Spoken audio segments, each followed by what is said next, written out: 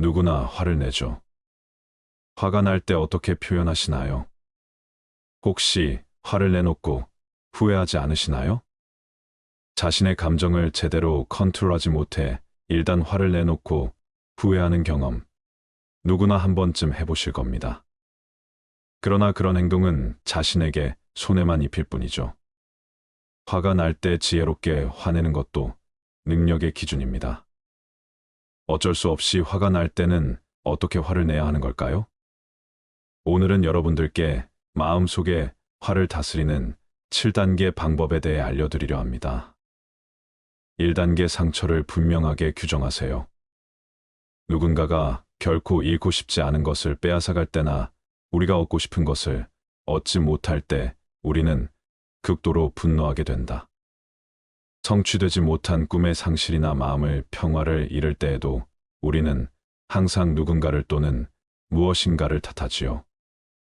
분노를 해결하기 위한 첫 번째 단계는 나에게 무슨 일이 일어났는지, 무엇을 실제로 잃었거나 거부당했는지 정확하게 분석하고 규정하는 것입니다. 무엇을 잃었는지 깨닫는 것은 좌절감과 분노를 없애는 첫걸음입니다. 2단계 슬퍼하세요. 사람인 이상 무엇을 잃었든 그게 무엇이든지 얼마 동안 슬퍼하는 것은 당연한 일입니다. 그리고 이 슬픔은 분노를 해결하기 위해 아주 중요합니다. 그런데도 많은 사람들은 자신의 상실에 대해 슬퍼하기를 거부하는 경향이 있습니다. 슬픔을 거부하고 애써 참으려고 노력하면서 나는 강해 빨리 이겨내겠어라고 말하지만 사람은 잠시 상처를 느끼는 것을 통해 비로소 마음의 건강을 찾을 수 있는 법입니다. 큰 상처나 상실일수록 더욱 더 슬퍼할 필요가 있습니다. 이것은 마치 풍선에서 공기를 조금씩 빼내듯 고통을 조금씩 인식하고 마음을 달래주는 기능을 하는데 슬픔의 크기에 따라 긴 시간이 걸릴 수도 있습니다. 하지만 이는 분노를 해소하는 데 있어 중요한 부분이지요. 자신의 분노를 해소하기 위해서는 내 슬픔에 그것에 직면하는 것. 그것이 최선의 방법입니다. 그러니 절대로 강한 척 이겨내겠다며 슬퍼해야 할 시간들을 생략하거나 줄이지 마세요. 3단계 나에게 상처 준 사람을 이해해 보세요.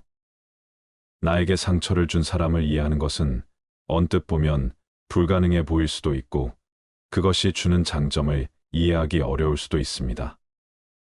그러나 시간이 걸리더라도 그렇게 할 수만 있다면 내 안의 분노는 빠른 속도로 풀릴 것이며 무엇보다도 그런 행동을 한 사람이 마음속에 품고 있던 상처를 보게 될 것입니다.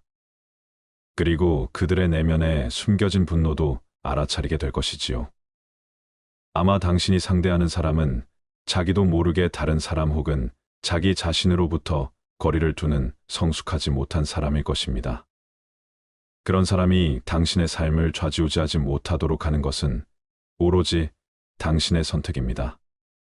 그러니 먼저 상대방의 배경과 동기를 이해하려고 노력하고 나아가 상대방이 가진 고통과 고난에 대한 새로운 이해로 당신의 분노가 해소되도록 해보세요. 4단계 나에게 상처 준 사람을 놓아주세요.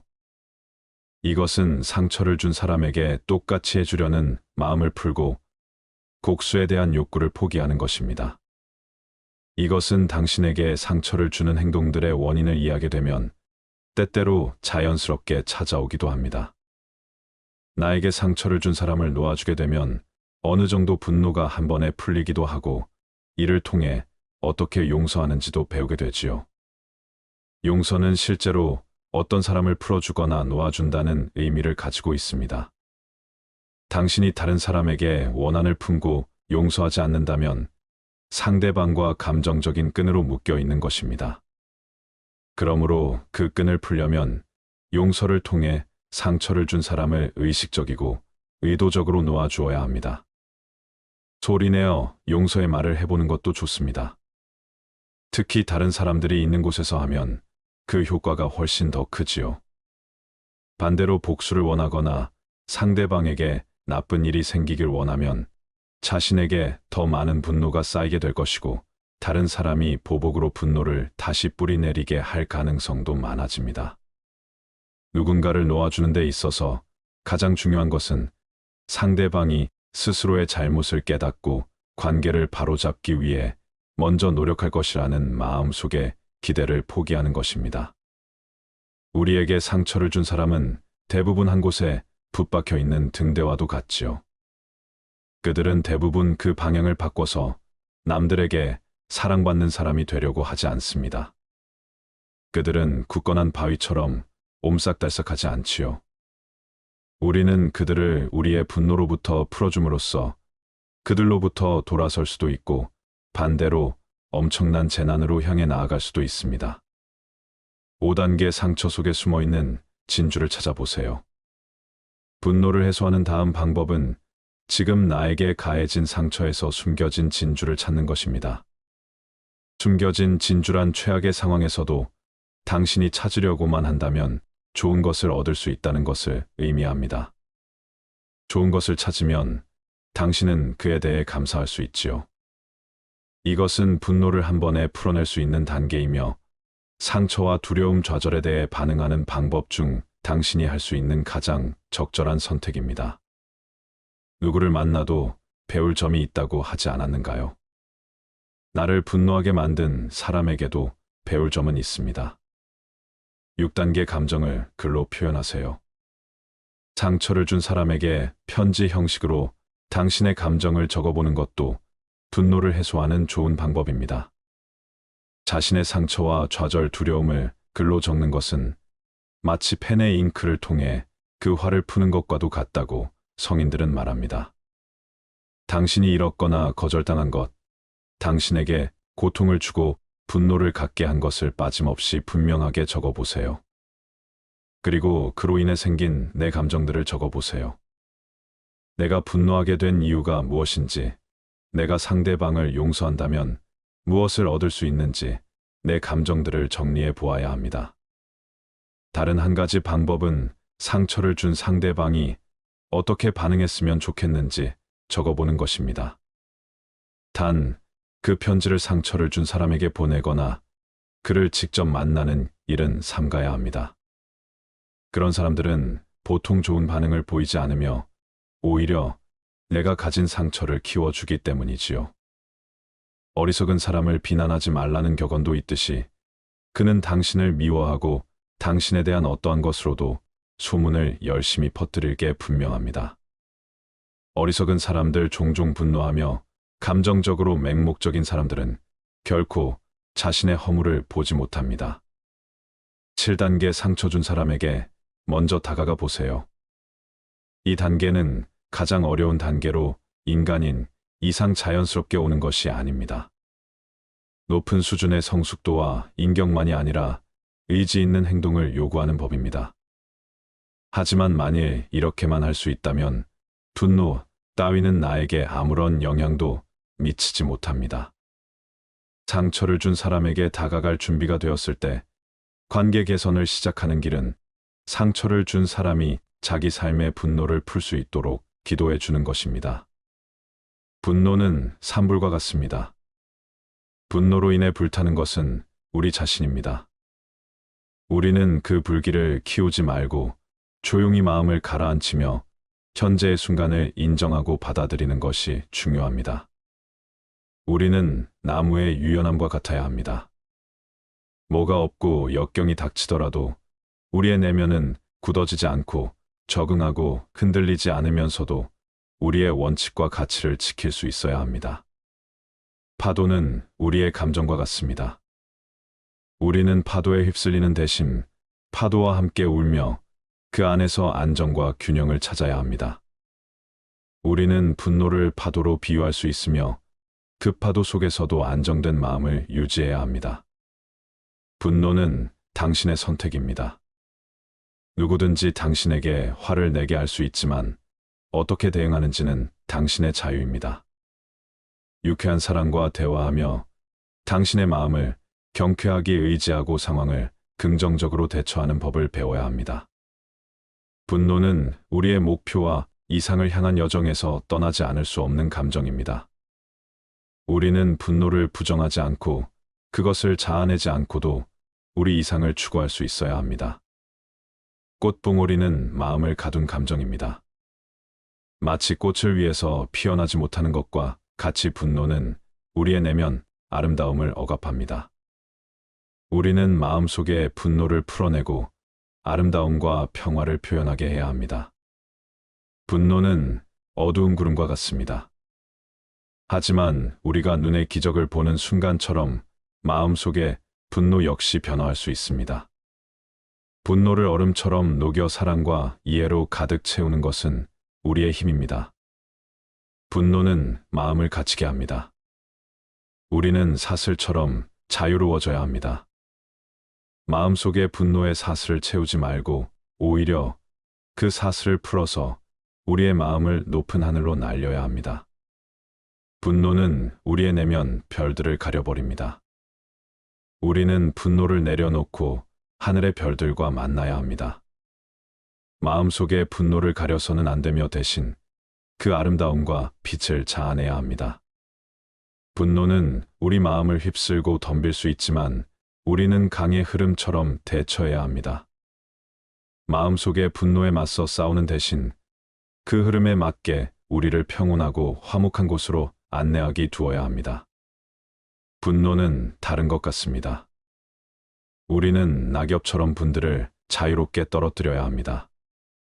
마음속에 분노가 쌓이지 않도록 허물어내고 자유롭게 흩날리게 하여 우리 자신과 주변을 평화롭게 해야 합니다.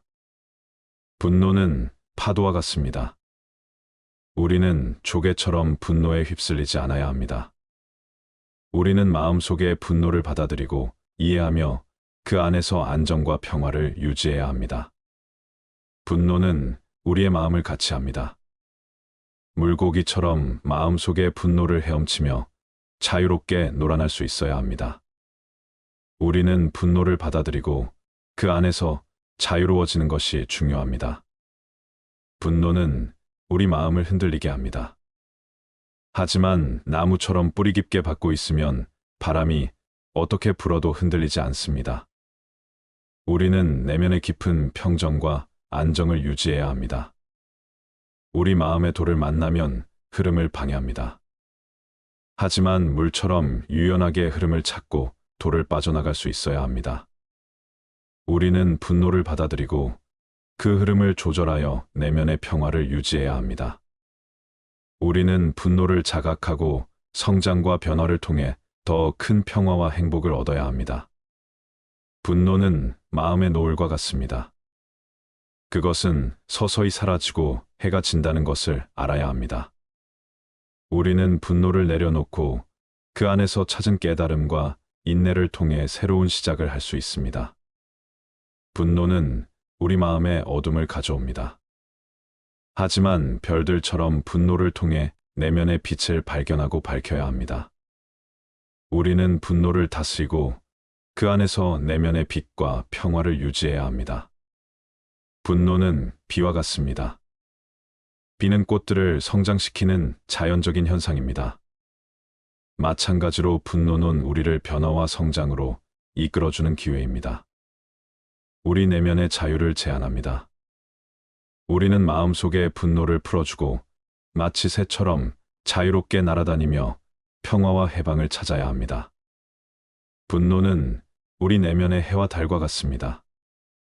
그것들은 번갈아가며 나타나고 사라집니다. 우리는 마음속에 분노를 받아들이되 그것이 자연스럽게 사라질 때까지 기다려야 합니다. 분노는 우리 마음에 자라나는 나무와 같습니다. 우리는 그 성장 과정을 인정하고 받아들여야 합니다. 우리는 내면의 성장을 이룰 수 있습니다. 분노는 마음을 흔들어 우리를 불안하게 만듭니다. 그러나 바람이 불흔들어도 나무잎은 그 자리를 지키듯이 우리는 분노를 통제하여 내면의 평정을 유지해야 합니다. 분노는 우리 마음의 가시와 같습니다. 그러나 꽃은 그 가시 속에서 아름다움과 향기를 피워냅니다. 우리는 분노를 다스리고 그 안에서 내면의 아름다움과 평화를 발견해야 합니다. 분노는 마음에 우뚝 솟은 산과 같습니다. 그러나 하늘과 만남으로써 사는 그 아름다움을 발견합니다. 우리는 분노를 다스리고 내면의 평화와 조화를 찾아야 합니다. 분노는 마음의 얼음과 같습니다. 그러나 봄의 꽃처럼 분노는 언제나 녹아내릴 수 있습니다. 우리는 분노를 다스리고 내면의 따뜻한 사랑과 관용을 발견해야 합니다. 분노는 우리 마음을 어둠으로 가득 채우지만 밝은 새벽과 같은 평온한 순간에서 우리는 분노를 떨쳐낼 수 있습니다. 우리는 분노를 다스리고 내면의 평화와 조용한 행복을 찾아야 합니다. 분노는 마음의 어둠 속에서 우리 내면의 빛을 가리지만 달과 별들을 빛처럼 분노를 통해 우리는 내면의 참된 자아를 발견할 수 있습니다. 분노는 마음을 마른 사막으로 만듭니다. 그러나 오아시스처럼 분노를 통해 우리는 내면의 새로운 생명과 풍요를 찾을 수 있습니다. 분노는 마음을 불안정하게 만듭니다. 그러나 삶과 계곡처럼 분노와 조화를 이루며 우리는 내면의 균형과 조화를 찾아야 합니다. 분노는 마음을 소란스럽게 만듭니다. 그러나 빗소리처럼 분노를 듣고 내면의 평온과 정적을 찾아야 합니다. 응원은 풀밭에 바람을 일으키지만 우리는 나비처럼 가려움과 우아함을 유지해야 합니다. 분노는 마음을 가둬두지만 새처럼 자유롭게 날아다닐 수 있는 마음을 유지해야 합니다. 분노는 동굴을 어둡게 만듭니다. 하지만 서로 이해하고 용서함으로써 동굴을 빛나게 할 수 있습니다. 분노는 마음을 휩쓸지만 나무처럼 깨어있고 강인하게 분노를 헤쳐나갈 수 있어야 합니다. 분노는 마음을 뒤흔들지만 호수처럼 물결이 사라질 때까지 분노의 영향을 참아내고 안정을 찾아야 합니다. 분노는 마음을 불타오르게 하지만 우리는 촛불처럼 분노를 조절하여 내면의 평화와 조화를 이룰 수 있습니다. 사람의 모든 불행은 혼자 있을 수 없는 것에서부터 생긴다. 세상엔 어디에나 모든 것에 파리떼같이 달려들어 아무 곳에나 들러붙는 수준 낮은 사람들이 있다. 그들이 그렇게 하는 것은 자신들의 무료함에서 벗어나기 위해서이거나 자신의 삶에서 부족한 부분, 즉 감정, 자존감, 즐거움, 만족감 등을 채우기 위함이다. 그러나 스스로 정신적인 따뜻함을 충분히 지닌 사람은 굳이 사람들 사이에 끼어들 필요가 없다. 스스로 사색하는 지적인 사람은 오히려 홀로 있는 생활을 통해 두 가지 이점을 얻는다. 첫째는 오로지 자기 자신과만 함께 한다는 것이고, 둘째는 타인과 함께 하지 않는다는 것이다. 모든 관계에는 억지로 해야 할 수밖에 없는 것, 불편함 등 여러 위험이 따른다는 것을 생각할 때 이 점들은 큰 가치가 있다. 관계를 맺는 것은 때로 도덕적으로 문제가 있거나 내게 손해 입힐 수 있는 사람과도 접촉하는 것이므로 위험한 일이기도 하다. 덜 사교적인 사람은 굳이 관계를 잘 맺기 위한 능력을 얻으려 하지 않아도 된다. 관계를 맺지 않아도 될 만큼 많은 것을 스스로 지니고 있다는 사실이니 이것만으로도 스스로 큰 복이다. 왜냐하면 우리가 겪는 거의 모든 고뇌와 불행은 관계로 인해 생기기 때문이다. 내면이 풍요로운 사람은 스스로 만족할 줄 안다. 내면의 풍요로움을 지닌 사람은 스스로 만족을 누릴 줄 알기 때문에 타인들과 관계를 맺기 위해 필요 이상의 희생을 굳이 치르지 않는다. 그런 사람은 자신을 부정하면서까지 사람들과 어울리는 것을 추구하지 않는다.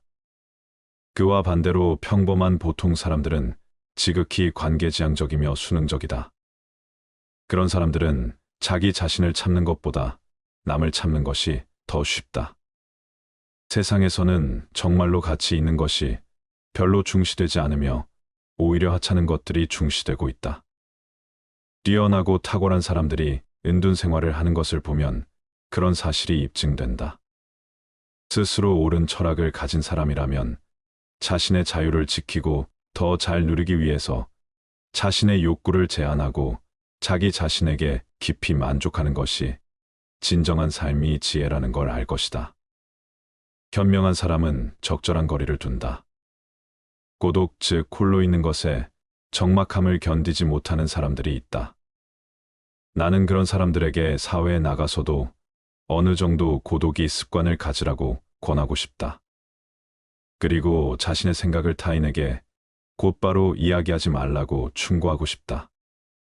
타인에게 너그럽게 대하고 용납하는 습관을 익히기 위해서는 무심한 태도를 갖는 것이 가장 확실한 방법이다. 그렇게 하면 그들과 함께 있으면서도 한편으론 완전히 그들과 함께 있지 않을 수 있어서 세상에 대해 완전히 객관적인 태도를 취할 수 있다. 그러면 타인들과 너무 가까이 하지 않아도 되고, 그럼으로써 마음이 혼란스러워지거나 상처를 받는 일도 줄어들 것이다. 세상은 불에 비유할 수도 있다. 현명한 사람은 불을 줄 때 적절한 거리를 두고 하지만 어리석은 사람은 손을 불에 직접 집어넣어 화상을 입은 다음에야 고독이라는 차가운 곳으로 도망쳐 손이 타고 있다고 한탄한다. 외적인 빈곤함은 내적인 빈곤으로부터 시작된다. 사람은 자신의 궁핍을 극복해낸 후에도 여전히 궁핍함으로 어려움을 겪는 다른 사람들처럼 곧 다시 불행함을 느낀다. 그건 바로 내면의 공허함과 의식의 빈약함, 정신의 빈곤함 때문이며, 그렇기 때문에 사람은 자신과 비슷한 부류의 사람들과 계속 어울리게 된다. 결국 유유상종이 되는 것이다. 사람들은 외적인 자극을 통해 내적인 만족을 획득하려고 노력하지만 그래봐야 소용없다. 내적으로 궁핍한 것이 결국 외적인 궁핍도 초래하는 것이다. 세상에서 가장 중요한 것, 그 사람 자신을 이루고 있는 것, 언제나 그와 함께하며 따라다니는 것, 아무도 그에게 새로 줄 수도 빼앗아갈 수도 없는 것, 그것이야말로 그가 획득하고 가질 수 있는 모든 것보다 중요한 것이다. 또한 그것이야말로 남의 눈에 비친 자신의 모습보다 훨씬 더 중요하다. 불필요한 것이 너무 많다. 사람은 혼자 있을 때도 자신의 사고와 상상력으로 커다란 즐거움을 얻을 수 있지만, 금감한 사람은 사교나 연극 여행이나 오락을 계속 즐기면서도 지루함을 견디지 못해 고통스러워한다. 선하고 온화하며 부드러운 인격을 지닌 사람은 궁핍한 상황에서도 만족할 줄 알지만, 탐욕스럽고 시기심이 많으며 악한 성격을 지닌 사람은 아무리 소유해도 만족할 줄 모른다. 비범하고 정신적으로 탁월한 인격을 한결같이 지니고 있는 사람에게는 보통 사람들이 추구하는 향락의 대부분이 불필요하고 거추장스러우며 성가신 것일 뿐이다. 긍정적이고 유쾌한 사람은 행복하다. 내면에 지니고 있는 모든 자산 중에서 가장 직접적으로 우리를 행복하게 해주는 것은 긍정적이고 유쾌한 마음이다. 긍정적이고 유쾌한 마음은 즉각 보답을 해주기 때문이다. 그건 다른 어떤 것으로도 대체할 수 없다. 그래서 어떤 사람이 행복한지 판단하려면 그가 긍정적이고 유쾌한지 알아보아야 한다. 긍정적이고 유쾌하다면 젊었든 늙었든 몸이 반듯하던 굽었든 가난하든 부자든 아무래도 상관없다. 그는 행복할 것이다. 긍정적이고 유쾌한 마음이 오면 언제든 문을 열어주어라. 긍정성과 유쾌함이 마음에 찾아오면 언제라도 문을 활짝 열어줘야 한다. 긍정적이고 유쾌한 마음은 잘못된 때 찾아오는 법이 결코 없기 때문이다. 사람들은 만족할 이유가 있나 없나를 따져보면서 긍정성과 유쾌함을 받아들이는데 주저하고 만다. 또 진지한 숙고와 중대한 걱정이 유쾌함으로 인해 방해받을까봐 우려하고 만다. 그러나 진지한 숙고와 중대한 걱정으로 무엇을 개선할 수 있을지는 매우 불확실한 반면, 긍정성과 유쾌함은 확실하며 직접적인 이득이 된다. 직접적으로 현재를 행복하게 해주는 것은 긍정적이고 유쾌한 마음밖에 없다. 분노는 복수의 가장 큰 장애물이다. 분노보다 복수를 더 간절하게 바라는 감정은 없다. 그렇기에 분노만큼 복수에 적합하지 않은 것도 없다. 분노는 모든 탐욕과 마찬가지로 성급하고 무모해서 목표를 향해 돌진하다가 자기 스스로에게 장애물이 되고 만다. 분노의 감정으로 복수하려 해서는 안 된다. 벌을 내리는 사람에게 분노만큼 부적절한 것은 없다. 벌을 정하는 판단이 객관적이고 타당할수록 징벌은 표정에 더 효과적이다. 소크라테스는 자기 노예에게 이렇게 말했다. 내가 화가 나지만 않았어도 너를 때릴 텐데. 소크라테스는 화가 가라앉을 때까지 처벌을 미루었다. 화가 난 바로 그 순간 자기 자신을 질책했다. 자신의 분노에 자신을 맡길 엄두를 내지 못했다. 이렇듯 분노를 다스려야 복수할 수 있다. 보복의 화살을 혀끝에 두고 기다려라. 우리가 고대하던 순간은 잠시 숨을 죽이고 기다리면 우리 손에 들어오게 된다. 마찬가지로 우리를 괴롭히던 사람에 대한 복수의 시간도 때가 되면 저절로 오기 마련이다. 마음이 가라앉고 목표에 확신이 생기면 화살이 당신을 괴롭히는 사람의 양심에 가서 꽂히도록 하라. 다른 사람 때문에 생긴 고통을 완화시키는 가장 좋은 방법은 적절한 시간에 자기 방식대로 복수하는 것이다. 당신의 상처를 묻기 위해서 그가 준비되지 않았을 때를 잡아야 한다. 때를 기다려라. 당신이 원하는 그 순간은 당신이 원하는 순간에 오지 않는다. 가장 좋은 타이밍을 항상 기다릴 줄 알아야 한다. 그리고 그때가 올 때를 위해 항상 준비하고 대비해야 한다. 두 개의 화살을 갖지 마라. 두 번째 화살이 있기 때문에 첫 번째 화살에 집중하지 않게 된다. 작은 불도 큰 것을 태울 수 있다. 아무리 상대가 크고 힘이 강하더라도 반드시 무서운 존재라고는 할 수 없다. 매우 힘이 약하더라도 어떤 조건만 갖추어져 있다면 강한 자를 이길 수가 있는 것이다. 아무 방법도 떠오르지 않을 때 단 한 가지 방법은 용기를 갖는 것이다. 돈이 없는 것은 인생의 절반을 잃은 것이고 용기가 없는 것은 인생의 전부를 잃은 것이다. 너무 지나치게 후회하지 마라. 그것이 옳은 일에 나설 용기를 해치고 만다. 파리와 같은 인간은 남의 상처에 모여들고 싶어 한다. 누군가에게 속았다면 그의 속임수를 원망할 수도 있고 자신이 순수했다고 생각할 수도 있다. 하지만 그에게 두 번 속았다면 그의 천부적인 사기꾼 기질을 욕할 것도 없다. 당신 역시 그의 유혹을 즐긴 것이나 마찬가지다. 원인을 제공했다면 반드시 책임을 져라. 깨달았으면 즉각 실천에 옮겨라. 몸을 담는 것은 비누이고 마음을 닦아내는 것은 눈물이다. 갈대 하나는 부러지기 쉬워도 갈대 100개가 한 묶음을 이룰 땐 쉽게 꺾이지 않는다. 열매가 탐스럽게 열린 나무는 바람에 흔들리지 않는다. 승자는 문제 속으로 뛰어들고 패자는 그 변두리만 맴돈다. 승자는 행동으로 말을 증명하지만 패자는 말로써 행동을 변명한다. 승자는 7번 쓰러져도 8번 일어서지만 패자는 쓰러진 7번을 낱낱이 후회한다. 승자의 주머니 속에는 꿈이 있고 패자의 주머니 속에는 욕심이 있다. 비관의 길은 적지만 낙관의 길은 넓다. 희망은 미래를 자기 것으로 만드는 강력한 무기다. 희망을 버리지 않는 한 인생은 미래의 꼬리를 잡고 있는 것이다. 잘 살아라. 그것이 최고의 복수다. 진짜 행복이 존재하는 것은 내가 있는 것이다. 사람은 흙에서 태어났다. 모든 것에 집착하지 마라.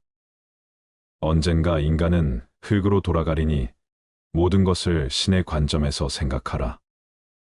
나 자신과 한번 떨어져서 인간 세계를 초월한 제3자의 눈으로 생각하면 그 어떤 것이든 긍정적인 눈으로 바라볼 수 있게 된다. 강한 사람이란 자기를 억누를 수 있는 사람과 적을 친구로 바꿀 수 있는 사람이다. 말이 당신의 입 안에서 돌고 있을 때 그 말은 당신의 노예이지만 일단 밖으로 튀어나왔을 때는 그 말이 당신의 주인이 된다. 새장에서 도망친 새는 붙잡을 수 있으나 입에서 나간 말은 붙잡을 수 없다. 현명한 사람은 자기가 무슨 말을 하고 있는지를 알고 있으며 어리석은 사람은 자기가 짓거리고 있다는 사실만 안다. 책임질 수 있는 말만 하라. 슬기로운 자와 친구한다면 자연히 현명해지고 어리석은 자와 친구한다면 반드시 해를 입는다. 인내심 없이는 절대 남을 가르칠 수 없다. 물고기가 입으로 낚시, 바늘을 물어 잡히듯 인간 또한 언제나 그 입이 문제다. 당신의 아들에게 나는 아무것도 모른다라는 말을 열심히 가르쳐라. 고약한 혀는 고약한 손보다 아프다. 입을 닫을 줄 모르는 사람은 대문이 닫히지 않는 것과 같다. 자신이 하는 말을 자신이 건너는 다리라고 생각하라. 튼튼한 다리가 아니면 당신은 건너지 않을 것이다. 침묵은 어진 사람을 더욱 어질게 한다. 그러므로 어리석은 자는 침묵의 소중함을 알지 못한다. 싸움을 잠재우는 가장 좋은 약은 침묵이다. 적에게 숨겨야 할 것은 친구에게도 숨겨라. 나쁜 친구는 당신의 수입에 대해 신경 써도 당신의 지출은 생각하지 않는다. 친구인 척하는 사람은 마치 철새와 같아서 날씨가 추워지면 곧 당신 곁을 떠난다. 완벽한 친구를 찾는 자에게는 단 한 명의 친구도 없다. 아내를 고를 때는 한 단계 수준을 낮추고 친구를 고를 때는 한 단계 수준을 높여라. 편견을 버리면 친구를 얻는다. 당신이 가장 믿을 만한 친구는 거울 속에 있다. 적당한 거리를 유지하면 몸을 따뜻하게 할 수 있지만 너무 가까이 하면 몸을 데이고 만다. 애매한 친구보다는 차라리 분명한 적이 낫다. 낯선 사람의 100마디 모략보다 친한 친구의 말 한마디가 더 큰 상처를 남긴다. 그 사람의 입장에 서기 전까지는 절대 그 사람을 욕하거나 책망하지 마라. 악마가 바빠서 사람을 찾아다닐 수 없을 때 술을 대신 보낸다. 인간은 남의 하찮은 피부병은 금방 알아차리지만 자신의 죽을 병은 끝내 깨닫지 못한다. 훌륭한 말에도 채찍이 필요하다. 견인에게도 충고는 필요하다. 자기 아이에게 육체적 노동을 가르치지 않는 것은 약탈과 강도를 가르치는 것과 마찬가지다. 과거에서 벗어나 현재를 살면서 미래를 위해 일하라. 가능한 한 옷을 잘 입어라. 외모는 생각보다 훨씬 중요하다. 하룻밤 사이에 성공하는 데는 20년이 걸린다. 만나는 모든 사람에게 무엇인가를 배울 수 있는 사람이 세상에서 가장 현명한 사람이다. 좋은 항아리를 가지고 있다면 오늘 사용하라. 내일이면 깨질지도 모른다. 여기까지가 화를 다스리는 7단계 지혜였습니다. 화가 날 때 어떻게 표현하시나요? 혹시 화를 내놓고 후회하지 않으시나요? 자신의 감정을 제대로 컨트롤하지 못해 일단 화를 내놓고 후회하는 경험, 누구나 한 번쯤 해보실 겁니다. 그러나 그런 행동은 프로의 세계에서는 자신에게 손해만 입힐 뿐이죠. 화가 날 때 지혜롭게 화내는 것도 능력의 기준입니다.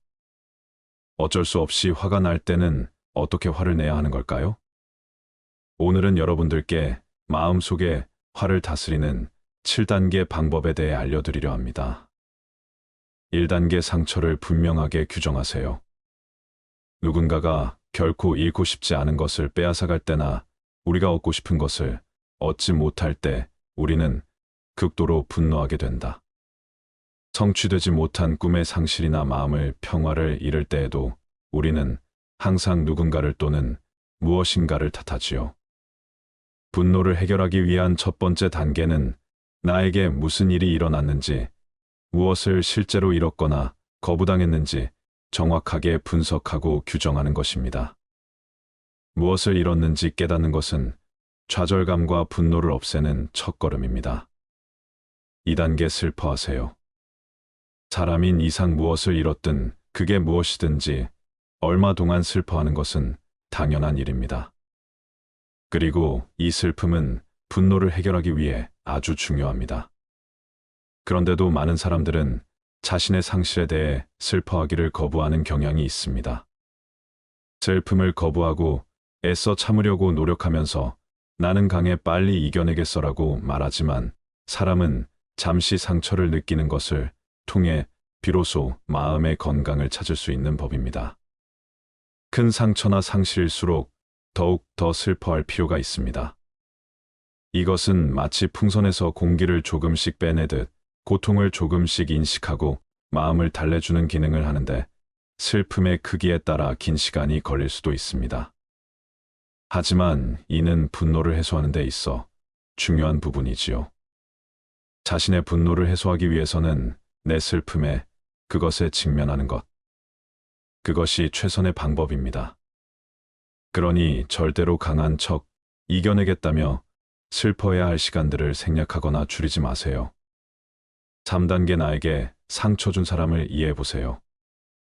나에게 상처를 준 사람을 이해하는 것은 언뜻 보면 불가능해 보일 수도 있고 그것이 주는 장점을 이해하기 어려울 수도 있습니다. 그러나 시간이 걸리더라도 그렇게 할 수만 있다면 내 안의 분노는 빠른 속도로 풀릴 것이며 무엇보다도 그런 행동을 한 사람이 마음속에 품고 있던 상처를 보게 될 것입니다. 그리고 그들의 내면에 숨겨진 분노도 알아차리게 될 것이지요. 아마 당신이 상대하는 사람은 자기도 모르게 다른 사람 혹은 자기 자신으로부터 거리를 두는 성숙하지 못한 사람일 것입니다. 그런 사람이 당신의 삶을 좌지우지하지 못하도록 하는 것은 오로지 당신의 선택입니다. 그러니 먼저 상대방의 배경과 동기를 이해하려고 노력하고 나아가 상대방이 가진 고통과 고난에 대한 새로운 이해로 당신의 분노가 해소되도록 해보세요. 4단계 나에게 상처 준 사람을 놓아주세요. 이것은 상처를 준 사람에게 똑같이 해주려는 마음을 풀고 복수에 대한 욕구를 포기하는 것입니다. 이것은 당신에게 상처를 주는 행동들의 원인을 이해하게 되면 때때로 자연스럽게 찾아오기도 합니다. 나에게 상처를 준 사람을 놓아주게 되면 어느 정도 분노가 한 번에 풀리기도 하고 이를 통해 어떻게 용서하는지도 배우게 되지요. 용서는 실제로 어떤 사람을 풀어주거나 놓아준다는 의미를 가지고 있습니다. 당신이 다른 사람에게 원한을 품고 용서하지 않는다면 상대방과 감정적인 끈으로 묶여 있는 것입니다. 그러므로 그 끈을 풀려면 용서를 통해 상처를 준 사람을 의식적이고 의도적으로 놓아주어야 합니다. 소리내어 용서의 말을 해보는 것도 좋습니다. 특히 다른 사람들이 있는 곳에서 하면 그 효과가 훨씬 더 크지요. 반대로 복수를 원하거나 상대방에게 나쁜 일이 생기길 원하면 자신에게 더 많은 분노가 쌓이게 될 것이고 다른 사람이 보복으로 분노를 다시 뿌리내리게 할 가능성도 많아집니다. 누군가를 놓아주는 데 있어서 가장 중요한 것은 상대방이 스스로의 잘못을 깨닫고 관계를 바로잡기 위해 먼저 노력할 것이라는 마음속의 기대를 포기하는 것입니다. 우리에게 상처를 준 사람은 대부분 한 곳에 붙박혀 있는 등대와도 같지요. 그들은 대부분 그 방향을 바꿔서 남들에게 사랑받는 사람이 되려고 하지 않습니다. 그들은 굳건한 바위처럼 옴싹달싹하지 않지요. 우리는 그들을 우리의 분노로부터 풀어줌으로써 그들로부터 돌아설 수도 있고 반대로 엄청난 재난으로 향해 나아갈 수도 있습니다. 5단계 상처 속에 숨어있는 진주를 찾아보세요. 분노를 해소하는 다음 방법은 지금 나에게 가해진 상처에서 숨겨진 진주를 찾는 것입니다. 숨겨진 진주란 최악의 상황에서도 당신이 찾으려고만 한다면 좋은 것을 얻을 수 있다는 것을 의미합니다. 좋은 것을 찾으면 당신은 그에 대해 감사할 수 있지요. 이것은 분노를 한 번에 풀어낼 수 있는 단계이며 상처와 두려움 좌절에 대해 반응하는 방법 중 당신이 할 수 있는 가장 적절한 선택입니다. 누구를 만나도 배울 점이 있다고 하지 않았는가요? 나를 분노하게 만든 사람에게도 배울 점은 있습니다. 6단계 감정을 글로 표현하세요. 상처를 준 사람에게 편지 형식으로 당신의 감정을 적어보는 것도 분노를 해소하는 좋은 방법입니다. 자신의 상처와 좌절, 두려움을 글로 적는 것은 마치 펜의 잉크를 통해 그 화를 푸는 것과도 같다고 성인들은 말합니다. 당신이 잃었거나 거절당한 것, 당신에게 고통을 주고 분노를 갖게 한 것을 빠짐없이 분명하게 적어보세요. 그리고 그로 인해 생긴 내 감정들을 적어보세요. 내가 분노하게 된 이유가 무엇인지, 내가 상대방을 용서한다면 무엇을 얻을 수 있는지 내 감정들을 정리해 보아야 합니다. 다른 한 가지 방법은 상처를 준 상대방이 어떻게 반응했으면 좋겠는지 적어보는 것입니다. 단, 그 편지를 상처를 준 사람에게 보내거나 그를 직접 만나는 일은 삼가야 합니다. 그런 사람들은 보통 좋은 반응을 보이지 않으며 오히려 내가 가진 상처를 키워주기 때문이지요. 어리석은 사람을 비난하지 말라는 격언도 있듯이 그는 당신을 미워하고 당신에 대한 어떠한 것으로도 소문을 열심히 퍼뜨릴 게 분명합니다. 어리석은 사람들 종종 분노하며 감정적으로 맹목적인 사람들은 결코 자신의 허물을 보지 못합니다. 7단계 상처 준 사람에게 먼저 다가가 보세요. 이 단계는 가장 어려운 단계로 인간인 이상 자연스럽게 오는 것이 아닙니다. 높은 수준의 성숙도와 인격만이 아니라 의지 있는 행동을 요구하는 법입니다. 하지만 만일 이렇게만 할 수 있다면 분노 따위는 나에게 아무런 영향도 미치지 못합니다. 상처를 준 사람에게 다가갈 준비가 되었을 때 관계 개선을 시작하는 길은 상처를 준 사람이 자기 삶의 분노를 풀 수 있도록 기도해 주는 것입니다. 분노는 산불과 같습니다. 분노로 인해 불타는 것은 우리 자신입니다. 우리는 그 불길을 키우지 말고 조용히 마음을 가라앉히며 현재의 순간을 인정하고 받아들이는 것이 중요합니다.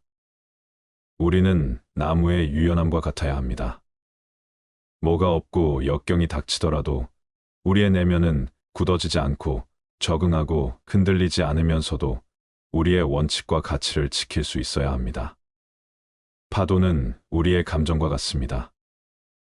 우리는 파도에 휩쓸리는 대신 파도와 함께 울며 그 안에서 안정과 균형을 찾아야 합니다. 우리는 분노를 파도로 비유할 수 있으며 그 파도 속에서도 안정된 마음을 유지해야 합니다. 분노는 당신의 선택입니다. 누구든지 당신에게 화를 내게 할 수 있지만 어떻게 대응하는지는 당신의 자유입니다. 유쾌한 사랑과 대화하며 당신의 마음을 경쾌하게 의지하고 상황을 긍정적으로 대처하는 법을 배워야 합니다. 분노는 우리의 목표와 이상을 향한 여정에서 떠나지 않을 수 없는 감정입니다. 우리는 분노를 부정하지 않고 그것을 자아내지 않고도 우리 이상을 추구할 수 있어야 합니다. 꽃봉오리는 마음을 가둔 감정입니다. 마치 꽃을 위해서 피어나지 못하는 것과 같이 분노는 우리의 내면 아름다움을 억압합니다. 우리는 마음속에 분노를 풀어내고 아름다움과 평화를 표현하게 해야 합니다. 분노는 어두운 구름과 같습니다. 하지만 우리가 눈의 기적을 보는 순간처럼 마음속에 분노 역시 변화할 수 있습니다. 분노를 얼음처럼 녹여 사랑과 이해로 가득 채우는 것은 우리의 힘입니다. 분노는 마음을 갇히게 합니다. 우리는 사슬처럼 자유로워져야 합니다. 마음속에 분노의 사슬을 채우지 말고 오히려 그 사슬을 풀어서 우리의 마음을 높은 하늘로 날려야 합니다. 분노는 우리의 내면 별들을 가려버립니다. 우리는 분노를 내려놓고 하늘의 별들과 만나야 합니다. 마음속에 분노를 가려서는 안 되며 대신 그 아름다움과 빛을 자아내야 합니다. 분노는 우리 마음을 휩쓸고 덤빌 수 있지만 우리는 강의 흐름처럼 대처해야 합니다. 마음속에 분노에 맞서 싸우는 대신 그 흐름에 맞게 우리를 평온하고 화목한 곳으로 안내하기 두어야 합니다. 분노는 다른 것 같습니다. 우리는 낙엽처럼 분들을 자유롭게 떨어뜨려야 합니다. 마음속에 분노가 쌓이지 않도록 허물어내고 자유롭게 흩날리게 하여 우리 자신과 주변을 평화롭게 해야 합니다. 분노는 파도와 같습니다. 우리는 조개처럼 분노에 휩쓸리지 않아야 합니다. 우리는 마음속의 분노를 받아들이고 이해하며 그 안에서 안정과 평화를 유지해야 합니다. 분노는 우리의 마음을 같이합니다. 물고기처럼 마음속의 분노를 헤엄치며 자유롭게 놀아날 수 있어야 합니다. 우리는 분노를 받아들이고 그 안에서 자유로워지는 것이 중요합니다. 분노는 우리 마음을 흔들리게 합니다. 하지만 나무처럼 뿌리 깊게 박고 있으면 바람이 어떻게 불어도 흔들리지 않습니다. 우리는 내면의 깊은 평정과 안정을 유지해야 합니다. 우리 마음의 돌을 만나면 흐름을 방해합니다.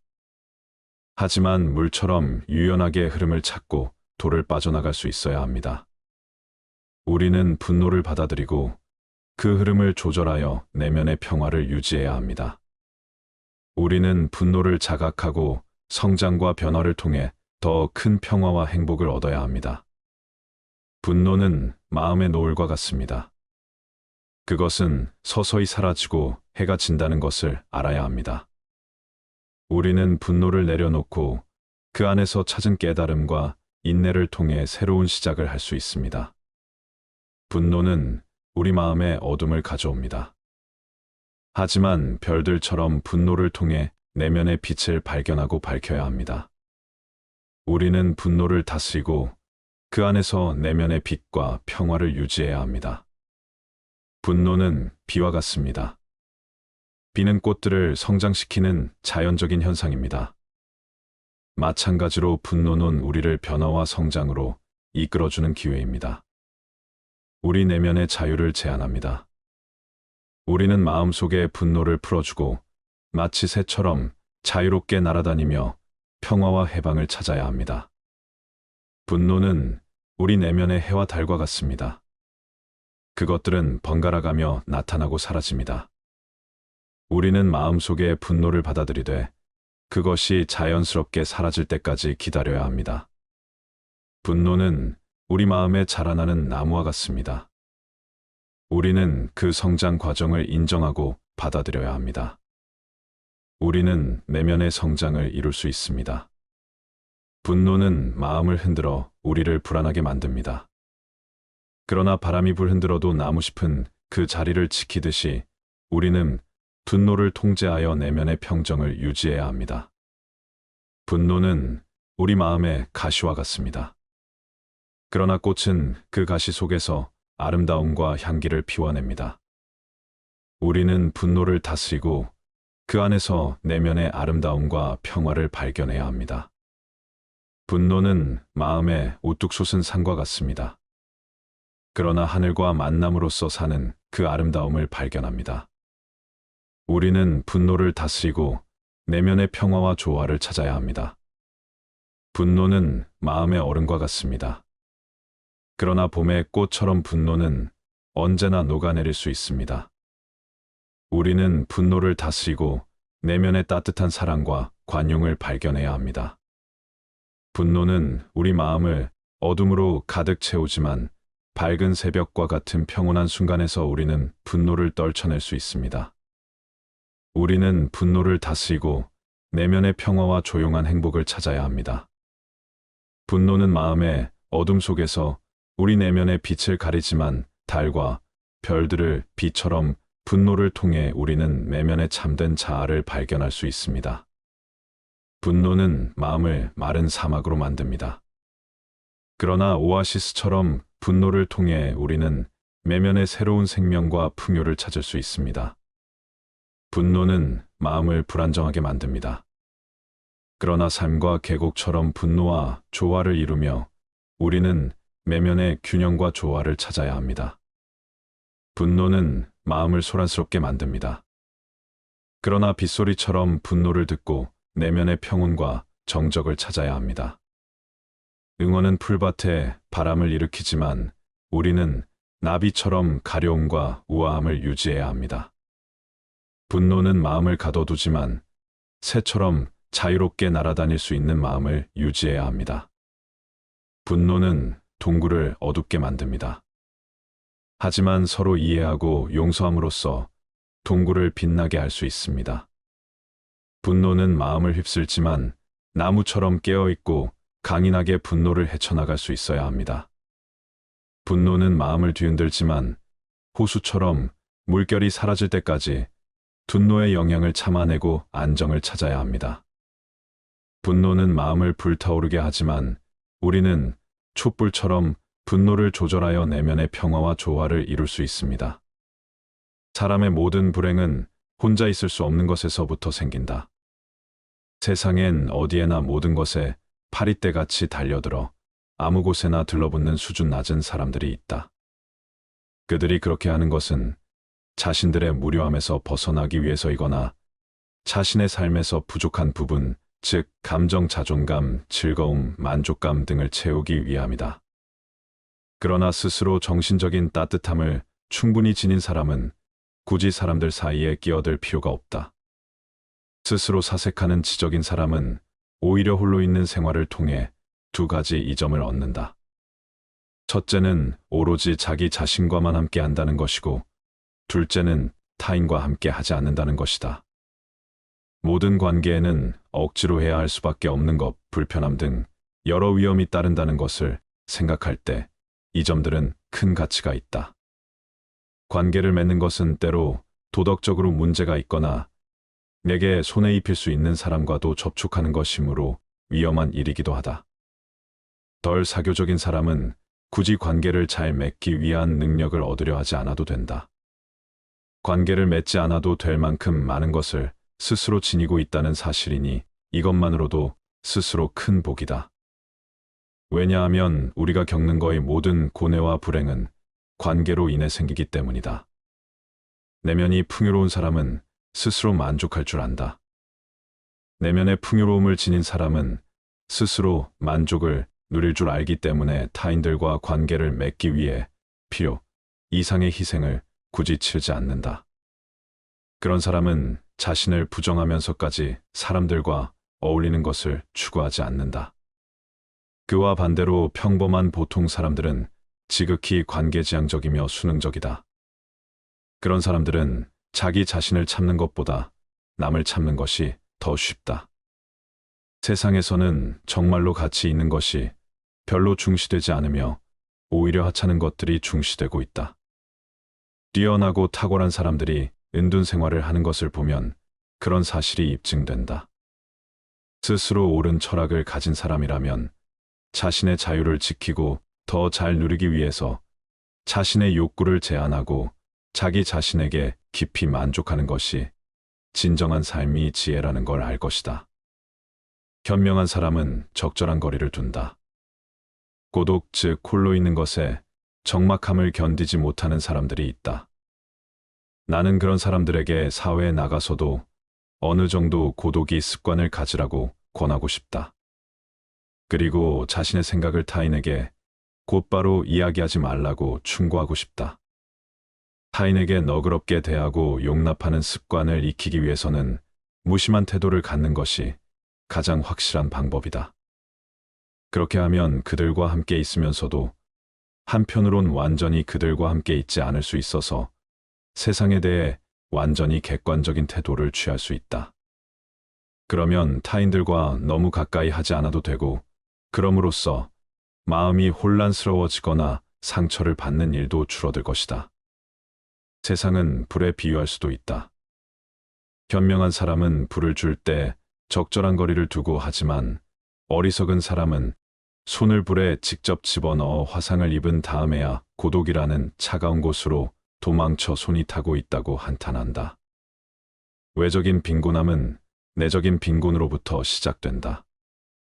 사람은 자신의 궁핍을 극복해낸 후에도 여전히 궁핍함으로 어려움을 겪는 다른 사람들처럼 곧 다시 불행함을 느낀다. 그건 바로 내면의 공허함과 의식의 빈약함, 정신의 빈곤함 때문이며, 그렇기 때문에 사람은 자신과 비슷한 부류의 사람들과 계속 어울리게 된다. 결국 유유상종이 되는 것이다. 사람들은 외적인 자극을 통해 내적인 만족을 획득하려고 노력하지만 그래봐야 소용없다. 내적으로 궁핍한 것이 결국 외적인 궁핍도 초래하는 것이다. 세상에서 가장 중요한 것, 그 사람 자신을 이루고 있는 것, 언제나 그와 함께하며 따라다니는 것, 아무도 그에게 새로 줄 수도 빼앗아갈 수도 없는 것, 그것이야말로 그가 획득하고 가질 수 있는 모든 것보다 중요한 것이다. 또한 그것이야말로 남의 눈에 비친 자신의 모습보다 훨씬 더 중요하다. 불필요한 것이 너무 많다. 사람은 혼자 있을 때도 자신의 사고와 상상력으로 커다란 즐거움을 얻을 수 있지만, 금감한 사람은 사교나 연극 여행이나 오락을 계속 즐기면서도 지루함을 견디지 못해 고통스러워한다. 선하고 온화하며 부드러운 인격을 지닌 사람은 궁핍한 상황에서도 만족할 줄 알지만, 탐욕스럽고 시기심이 많으며 악한 성격을 지닌 사람은 아무리 소유해도 만족할 줄 모른다.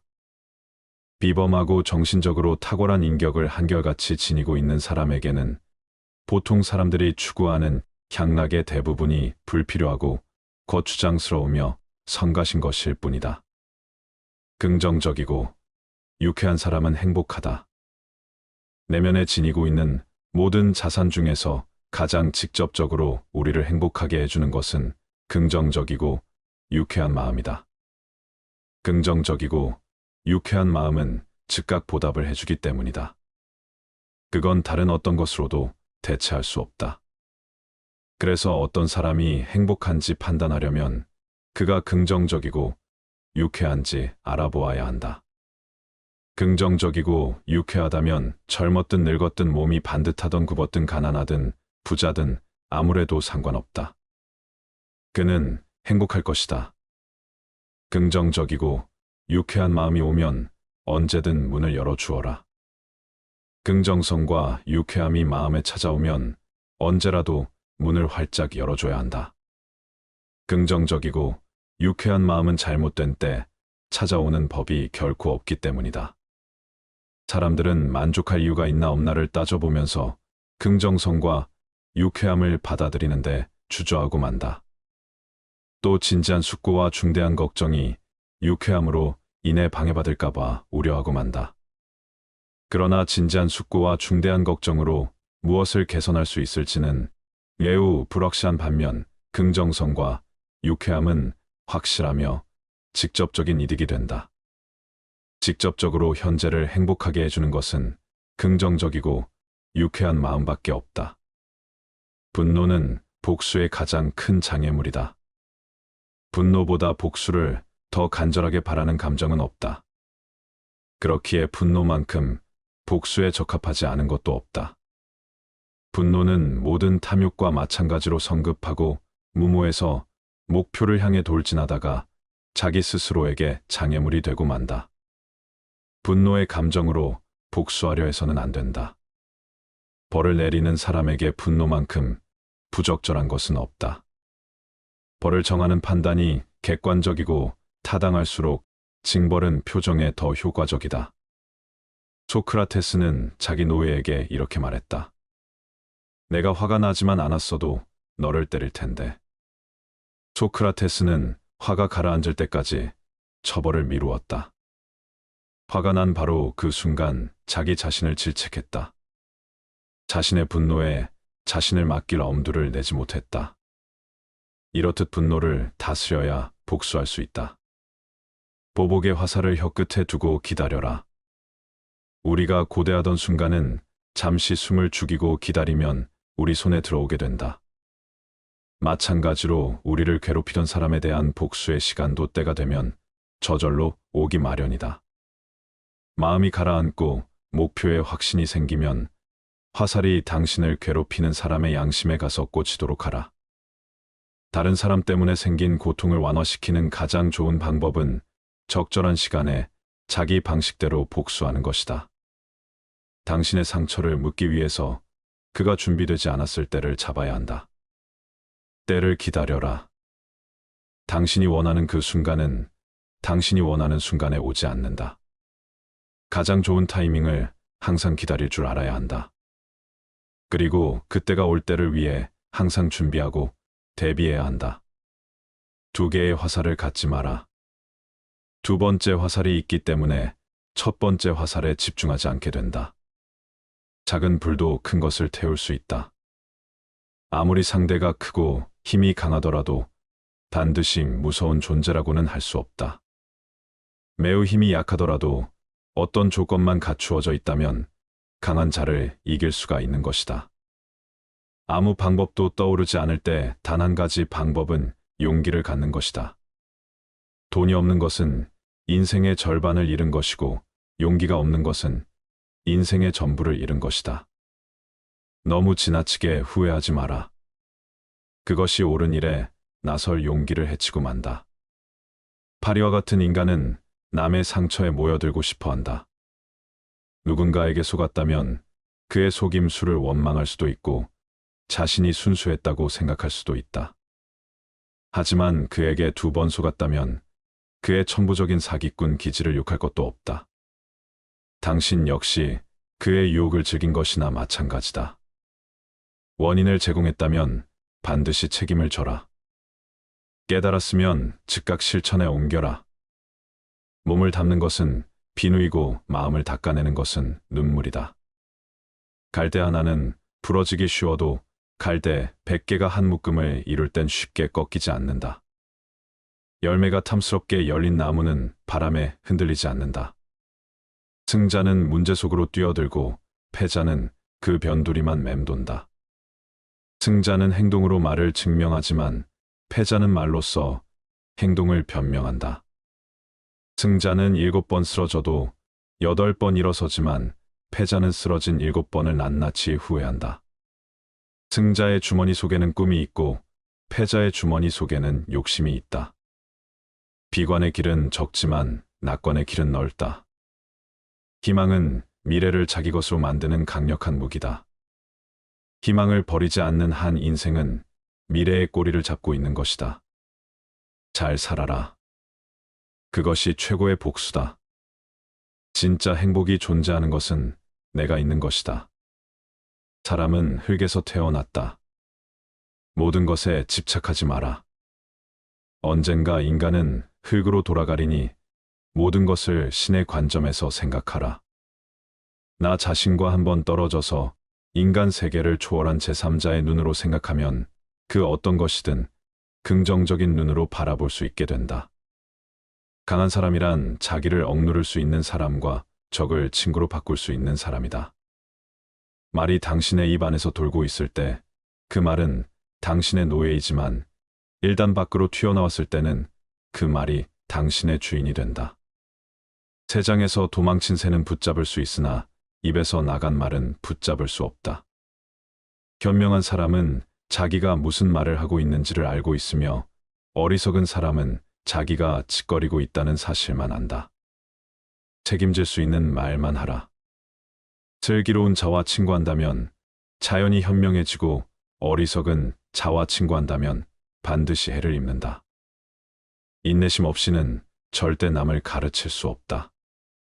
물고기가 입으로 낚시, 바늘을 물어 잡히듯 인간 또한 언제나 그 입이 문제다. 당신의 아들에게 나는 아무것도 모른다라는 말을 열심히 가르쳐라. 고약한 혀는 고약한 손보다 아프다. 입을 닫을 줄 모르는 사람은 대문이 닫히지 않는 것과 같다. 자신이 하는 말을 자신이 건너는 다리라고 생각하라. 튼튼한 다리가 아니면 당신은 건너지 않을 것이다. 침묵은 어진 사람을 더욱 어질게 한다. 그러므로 어리석은 자는 침묵의 소중함을 알지 못한다. 싸움을 잠재우는 가장 좋은 약은 침묵이다. 적에게 숨겨야 할 것은 친구에게도 숨겨라. 나쁜 친구는 당신의 수입에 대해 신경 써도 당신의 지출은 생각하지 않는다.